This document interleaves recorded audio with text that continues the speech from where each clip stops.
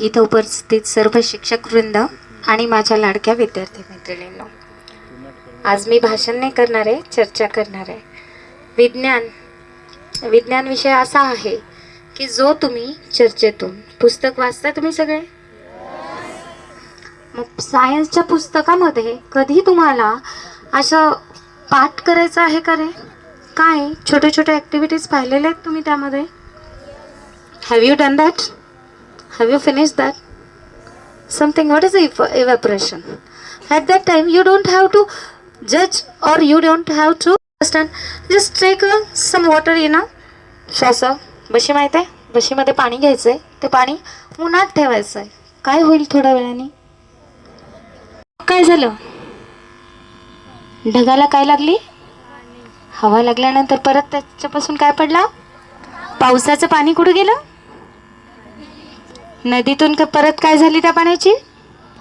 वाफेचे पुन्हा काय झालंय? येतं की नाही तुम्हाला विज्ञान? आणि मग विज्ञान अवघड का आहे की नाही? तर अशा विज्ञानाच्या गमती जमती, छोटे छोटे विज्ञानाचे प्रयोग हे तुमच्यामध्ये रुजवायसाठी आपण आता इतक्या जयंत्या पुण्यतिथ्या साजऱ्या करतो. मध्ये जे आपले आयुक्त होते त्या आयुक्तांनी आपल्यासाठी एक स्पेशल जयंती साजरी करण्याचा कार्यक्रम ठेवला होता. तो म्हणजे वैज्ञानिक जे होऊन गेले त्या वैज्ञानिकांची जयंती. त्यामागचं कारण हे होतं की हे प्रयोग तुमच्यापर्यंत पोहोचावेत. हे प्रयोग तुम्ही नुसते पाहावे नाही तर ते तुम्ही करावेत.